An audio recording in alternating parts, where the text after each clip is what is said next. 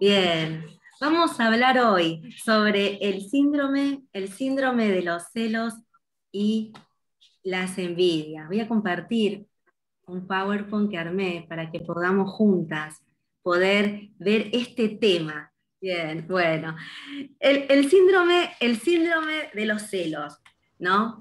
Y cuenta una historia, hay un atleta, ¿no? Que estaba esperando su carrera tan ansiada, ¿no? Una carrera que deseaba ganar, se había preparado para esa carrera y empieza la competencia y este atleta que se había entrenado llega en segundo lugar, ganándole otro atleta.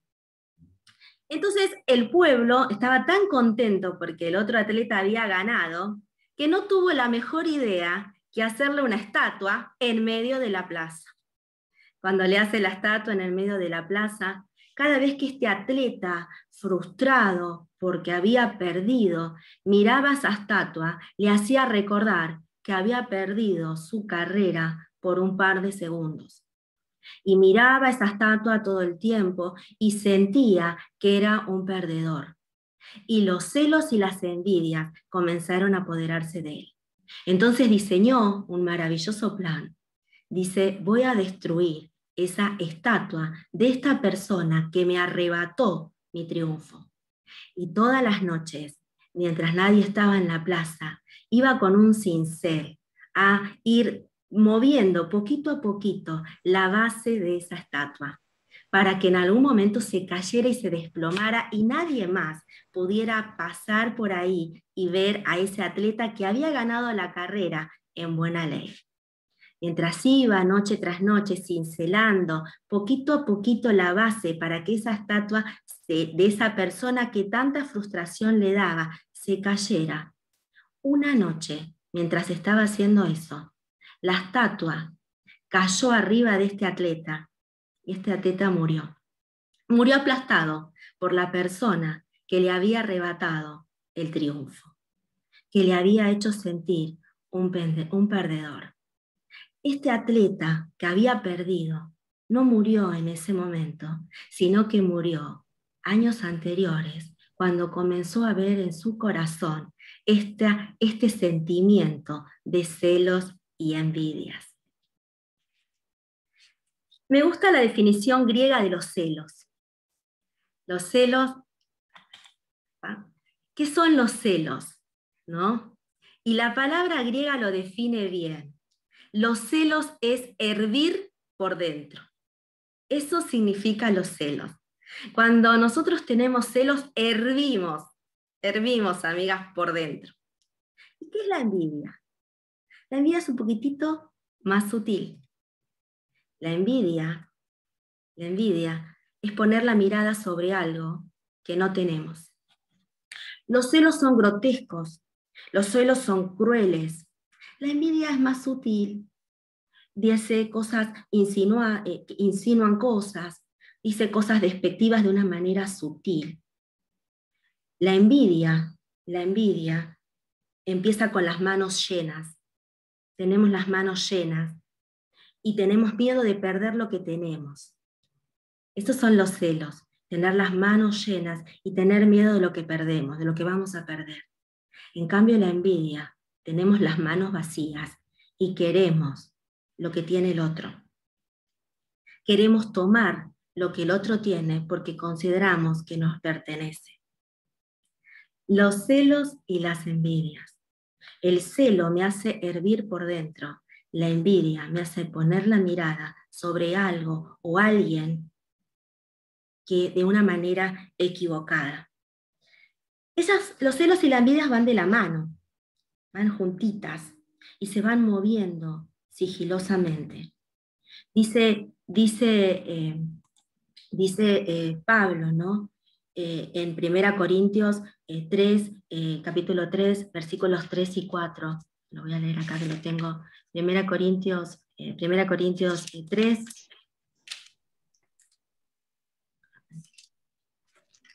1 Corintios 3, del 3 y 4. Dice, porque aún sois carnales, pues habiendo entre vosotros celos, contiendas y disensiones, ¿No sois carnales y andáis como hombres?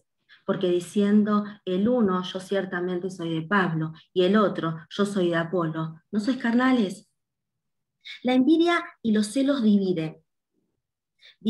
Shakespeare definía a los celos y las envidias como una enfermedad verde. Me pongo verde de envidia, decía Shakespeare. Me pongo verde, dice, ¿no? Las Biblias nos da ejemplos de cómo los celos y las envidias dividen y dividen. Y cuando recordamos ese versículo que dice, gozaos con los que se gozan, llorar con los que lloran, esperar con los que esperan, el que cuando uno tiene celos y envidias, no se goza con aquel que está gozoso, se pone alegre con los que lloran, hace todo al revés. El envidioso siente la dicha del otro como una desdicha, la ganancia del otro como una pérdida, la bendición del otro como un veneno, la salud del otro como una enfermedad, la promoción del otro como una degradación y el triunfo del otro como un fracaso. Cuando tenemos celos y envidias, todo lo que le pasa al otro juega en nuestra contra. Me gusta Proverbios 27, 4 y 14 y 14:3, que dice, Proverbios, bueno, tengo el de 14:30, perdón. El corazón apacible es vida de la carne, mas la envidia es carcoma de los huesos. El de Proverbios 27:4 dice, Proverbios 27:4 dice, cruel es la ira e impetuoso el furor, mas ¿quién podrá sostenerse delante de la envidia? En esta mañana vamos a ver cómo se mueven los celos y las envidias. ¿Qué efecto producen en nuestras vidas los celos y las envidias? Y cómo podemos salir victoriosas de los celos y las envidias. Recorramos juntas en esta mañana sobre los celos y las envidias. Los celos y las envidias se mueven en círculos en determinados tipos de círculos. Vamos a ver algunos de ellos, hay muchos más, pero por amor al tiempo vamos a ver algunos. Vamos a ver el círculo de las propiedades, ¿no? Se mueven en círculos, ¿sí? Y voy a poner este versículo, Génesis 26, del 13 al 14. En este versículo dice la palabra, el varón se enriqueció, está hablando de Isaac, el varón se enriqueció y fue próspero y se engrandeció hasta hacerse poderoso. Y tuvo un hato de ovejas y un hato de vacas y mucha labranza. Y los filisteos le tuvieron envidia. Isaac era rico, Isaac era próspero, Isaac era engrandecido. Y los filisteos le tenían celos y envidias. Los celos y envidias se van a mover en los círculos en los que estamos, en los círculos en los que andamos. Cuando escuchamos gente que tiene un montón de propiedades, que tiene grandes bienes, no digo que esté mal, porque Dios les ha dado la capacidad de la mayordomía, la capacidad de poder administrar las cosas con una capacidad muy buena. Y no está mal, y conozco gente que tiene muchas posesiones y es totalmente agradecida, es totalmente dadivosa, es totalmente buena, y tienen esa mayordomía dada y bendecida por Dios. Pero también conozco y conocemos gente que tiene propiedades y quiere más, y quiere acumular más, y siempre mira lo que le falta, no lo que tiene. El círculo de las propiedades. Los celos y las envidias se manejan en este círculo. Hay otro círculo, que es el círculo del poder, ¿no? Y acá cuando hablamos del círculo de poder, ¿cómo no citar en Números 12:2, cuando dice, y dijeron, solamente por Moisés ha hablado Jehová, ¿no ha hablado también por nosotros y lo oyó Jehová? los celos por el poder, los celos y las envidias por querer tener más poder que el otro. En este pasaje, Aarón y María murmuran contra Moisés por el poder que Dios les había dado, por el poder que Dios le había dado. Y este celo y esta envidia comenzaron a brotar, y también lo podemos ver en Números cuando hay la rebelión de Coré, porque tenían celos de Moisés. Los celos y las envidias se mueven en los círculos en los que estamos. Y los celos los celos y las envidias van sacando de nosotras y de cada uno de nosotros lo que Dios no le gusta, no le agrada. El círculo de poder, el círculo de las propiedades, el círculo de poder. Otro círculo en el que nos manejamos, en el que podemos ver los celos y las envidias, es en el círculo del desempeño. En los círculos de desempeño, cuando alguien tiene una idea mejor que la nuestra, cuando a alguien se le ilumina la lamparita mejor que a la nuestra. Y en esta no queda mejor ejemplo que la historia de Saúl y David. Saúl, en 1 Samuel 18:7, vemos que las mujeres cantaban y decían y danzaban, y Saúl hirió a sus miles y David a sus 10.000. Saúl se la pasó toda una vida persiguiendo a David por celos y envidias. Terminó arruinándose su vida por celos y envidias. Porque a veces también pensamos que porque esa persona tiene mayor responsabilidad que yo, porque a esa persona se le da un lugar al cual yo quiero estar, porque a esa persona se le prende la lamparita antes que a mí, ¿no? Y ahí comienza el círculo del desempeño. ¿Por qué a esa persona se le da un ministerio cuando yo lo merezco, no ella? ¿Por qué? ¿Por qué? ¿Por qué? ¿No? El círculo de las propiedades, el círculo de las propiedades, el círculo del poder, el círculo del desempeño. Acá. El círculo de las propiedades, el círculo del desempeño, el círculo del poder, ¿no? Y después tenemos el círculo profesional, el círculo de las profesiones, ¿no?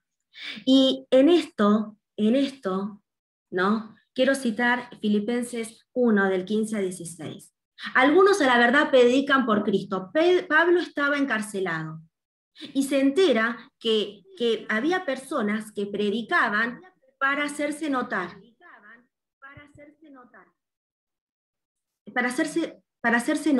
Para poder tener una oposición. Hay como un eco, ¿no? Hay como un eco, ¿no? A ver.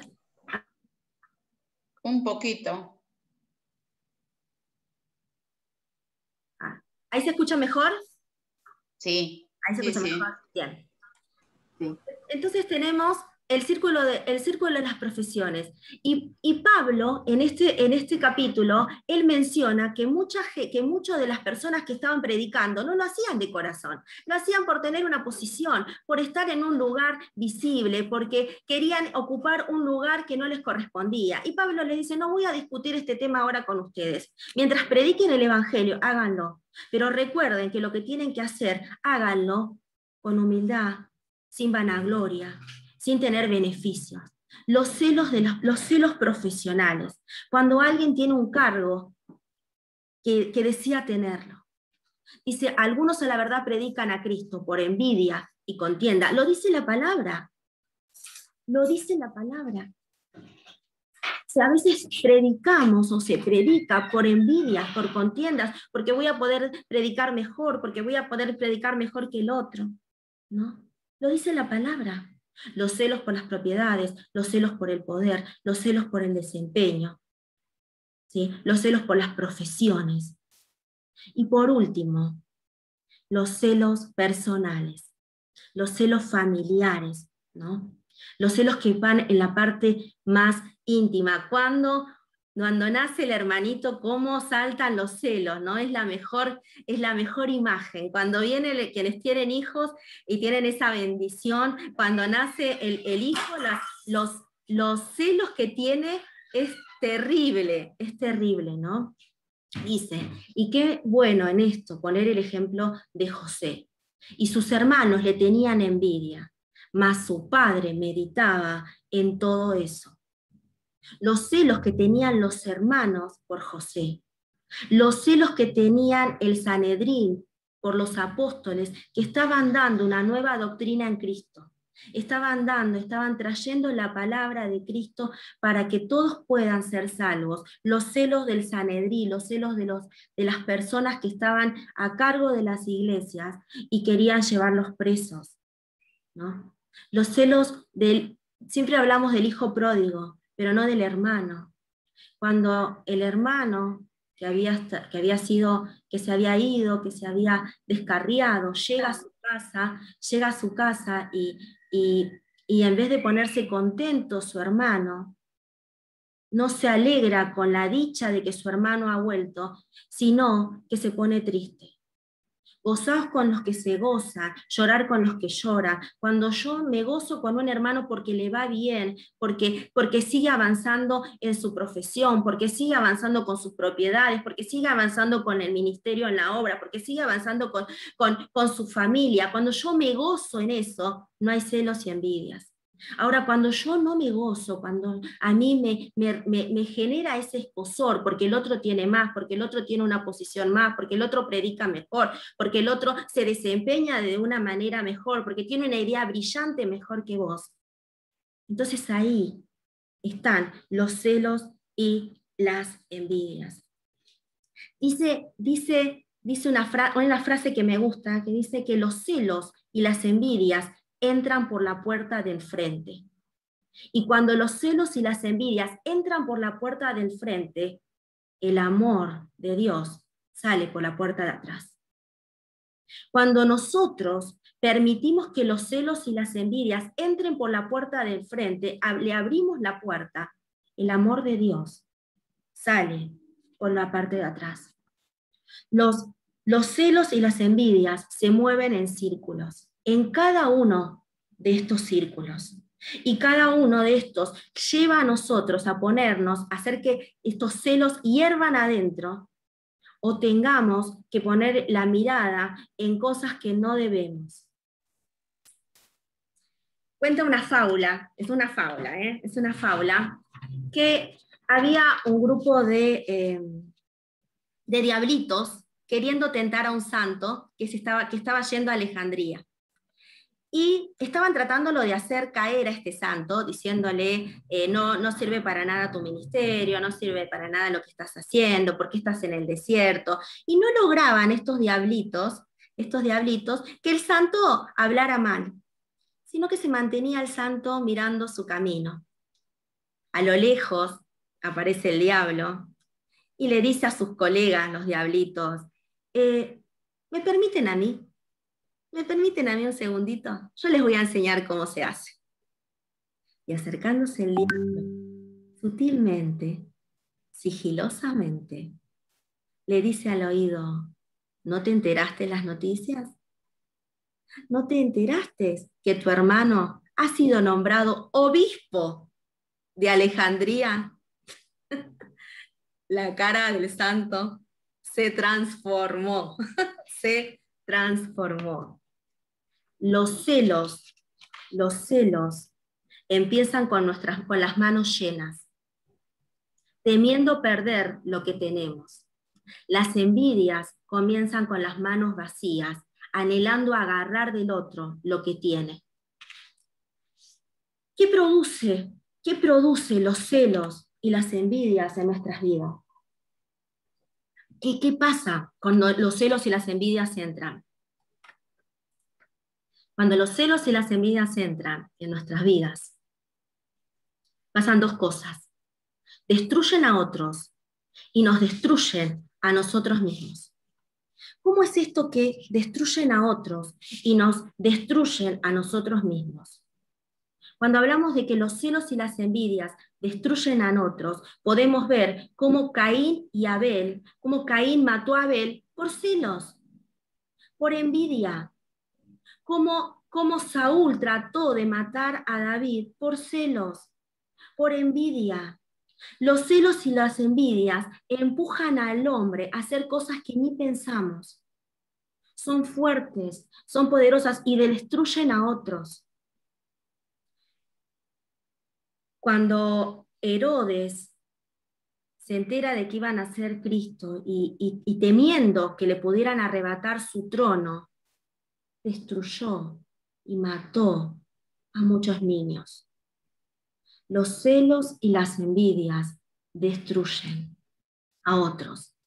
Y no solo que destruyen a otros, sino que nos destruyen a nosotros mismos. ¿Cómo es esto que nos destruyen a nosotros mismos? Cuando José fue vendido por sus hermanos, por celos, por envidias, sus hermanos no la pasaron bien. Mientras José estaba en Egipto, siendo preparado por Dios para poder salvar a su pueblo, sus hermanos vivían amargamente con el remordimiento que eso implicaba por lo que habían hecho. Los celos nos destruyen a nosotros mismos. En la historia de Esther podemos ver cuando Amán tenía esos celos enfermizos contra Mardoqueo y diseña ese plan muy sutilmente de ahorcarlo, que creó la horca, cómo iba a ser, de qué manera. Y eso lo terminó destruyendo a él. Cuando Daniel es arrojado a los fosos de los leones por celos, por envidias, ¿sí? Y cuando sale de ahí ileso, cubierto por Cristo, protegido, las personas que habían deseado su mal fueron arrojados, no llegaron a pisar el piso porque fueron totalmente descuartizados. Los celos y las envidias destruyen a otros y nos destruyen a nosotros mismos. Ahora, ¿cómo hacemos frente a los celos y las envidias? ¿Cómo enfrentamos esto? ¿De qué manera podemos tener esta victoria en los celos y las envidias? Primero debemos reconocer que es un pecado. Los celos no se heredan. Los celos no vienen con nuestra personalidad. Los celos son pecado. Y lo dice la palabra. Lo dice en Mateo 27, 18, cuando Pilato le dice, han traído a Jesús porque tienen celo de él. Nuestro Señor Jesús fue crucificado por los celos y las envidias que tenía la gente del Sanedrín. Los celos son pecado y si no reconocemos que los celos nos apartan de Dios, no podemos tener victoria. Los celos, dice su palabra, no le gusta a Dios, nos aleja. Gálatas 5:20 habla celos, contiendas. Debo renunciar a los celos. Debo decir, esto es un pecado y lo quiero sacar de mi vida. Y Señor, necesito tu ayuda para esto. Porque si no hago ese primer paso, no voy a poder hacer los otros. Debo renunciar a los celos y entender que eso es un pecado. No es una enfermedad. Y lo dice su palabra. Debo reconocer a mis rivales. Debo orar por ellos, por aquellos que tienen celos por mí y por los cuales yo tengo celos. Dice Romanos 12:15. Lo voy a leer.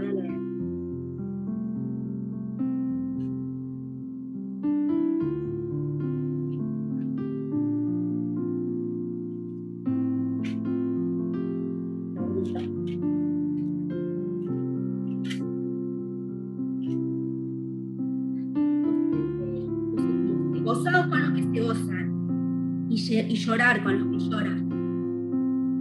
Debo entender quién es mi rival.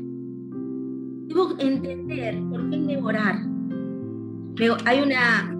Cuando Charles Spurgeon fue uno de los predicadores más importantes de Inglaterra, y contemporáneo a él estaba Frederick Mayer, que también era contemporáneo a Spurgeon. Y dice, cuando Spurgeon predicaba, había como más de 20.000 personas. Y Mayer, este predicador, comenzó a tener celos y envidia. Y no solamente que Spurgeon predicaba, sino que salía en el diario en primera plana sus mensajes, lo que compartía y cómo la gente se convertía a Cristo. Y comenzó a ver que los celos y las envidias comenzaron a apoderarse de él. Y dijo, alto, es pecado. Voy a orar por Spurgeon. Voy a orar para que sea el mejor predicador y que pueda seguir predicando la palabra. Y cuanto más oraba, más se engrandecía la iglesia. Y él sentía que esa gloria de Spurgeon era compartida, porque él sostenía a Spurgeon en oración. Debo reconocer que los celos es pecado. Debo reconocer quién es mi rival y orar por él para que le vaya mejor. En silencio, en intimidad. Debo reafirmar la bondad de Dios. Cuando es muy difícil de separar, cuando nos faltan cosas, hacemos un inventario de todo lo que Dios nos da y tenemos celos y envidias de lo que no nos da. Y tenemos 20 puntos de todo lo que Dios nos da y nos ponemos en lo que Dios no nos da. ¿Cuántas cosas? Hace un inventario de cuántas cosas Dios te dio y que no tenés permitido tener celos y envidias. No tenés por qué tenerlo, porque te da salud, te da tus hijos, te da tus nietos, te da pan, te da el pan de cada día, te da la protección. Cuando nosotros queremos vencer a los celos y las envidias, debemos renunciar a nuestro pecado, debemos reconocer a nuestros rivales y debemos reafirmar la bondad de Dios, haciendo este inventario de todo lo que Dios nos da. Y por último, debemos reafirmar el amor de Dios.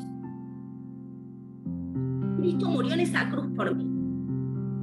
Y cada vez que tengo celos y envidias, clavo en esa cruz a mi Señor, porque es pecado, porque me aleja de Dios. Solo Cristo puede hacernos victoriosas en este tema. Solo Cristo, solo Él. Si reconocemos este pecado de los celos y las envidias que nos arrastran y nos arrastran. Que el Señor bendiga su palabra y que nos haga victoriosas en este pecado de los celos y las envidias. El Señor las bendiga ricamente.